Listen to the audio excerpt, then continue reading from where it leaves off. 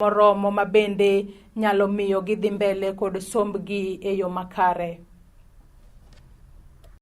Daher wacho ni wan kaka jokanyanam nyaka wakao mijing'owa gi ngufu waduto waketi wach mar somo.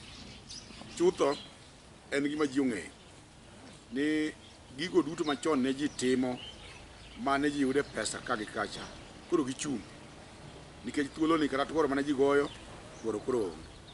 E thuolo ni kata mana nam mane ji dhiye ni ji nege rech no koro onge.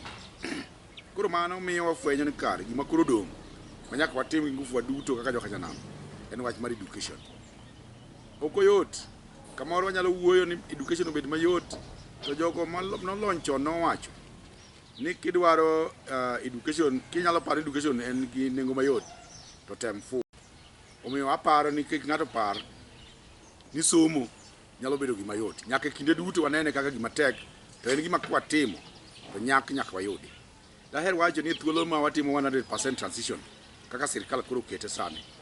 Kende thuolo ma wan go sani ma 2021 ma admission ma 4 months koro dhi mbele kawuono ni ang'eyo ni nyithindo manyotimo KCPE nyokalo nyithindo milion 1, nyari milion 1 gi wiye. To kendo sirkal igom ni nyithindo milion 1 gi wiyego giduto te gidonjo sekondari. Manyiso ni nyaka jo sekondari bed gi ikruok mar kawo gi duto. To en adier ni sirkal temo mondo ikruok obedie nikech sirkal oro ne skunde pesa kaluwore gi kwan nyithindo ma intierego. Daher wacho ni out of 1 million candidates manyotimo KCPE, only 300% only 300 students will join county, extra county and national schools. The remaining 700,000 students join sub-county school.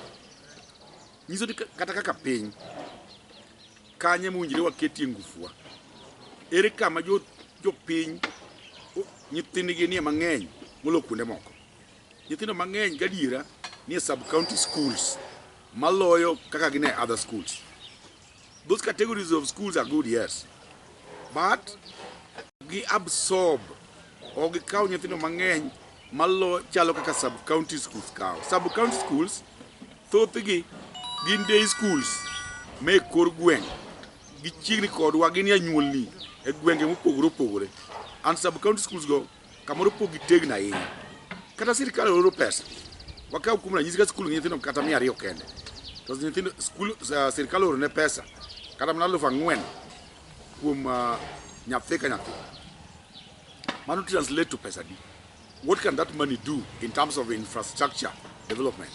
And daher wacho ni nyaka walok puru pachwa mondo wa invest waketru pesa walok puru skunde wa mag sub-county schools gi obed student or learner friendly. Maka nyathi odhi some, nyathi be nigi geno ni kong'iyo cabinet class ma entie, kong'iyo laboratory ma nitie, kong'iyo administration block, kong'iyo the toilets, kong'iyo library, to ni yes, skundni nyalo offer quality education. Skundni nyalo miyo achieve my dream.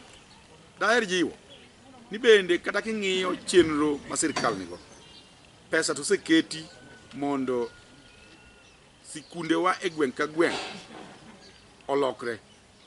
Kuom ranyisi, pesa ma sirkal oro ne nyithindo e skul ka skul sani nitiere ma iluongo ni maintenance and improvement fund munje timgo infrastructure development. Mano bende dhiro matin. Ok oyot ahinya mondo otime moromo nikech biro luwore gi number of students ma skul ka skul nigo. But another one munjore jump start gweng' ka gweng' en pesa ma CDF. NGCDF iore constituency ka constituency. Koro en responsibility mag leaders wa mondo gine and wachne gi maler ni gino timo na wach education. And education ka gitimo infrastructure education, it will change the school, and in terms of performance the school will definitely do better. Daher wacho ni ka leaders wanyalo neno thuolo ma wantiere go ni mondo gi invest in infrastructure, proper infrastructure. Some of these sub-county schools do not even have enough land.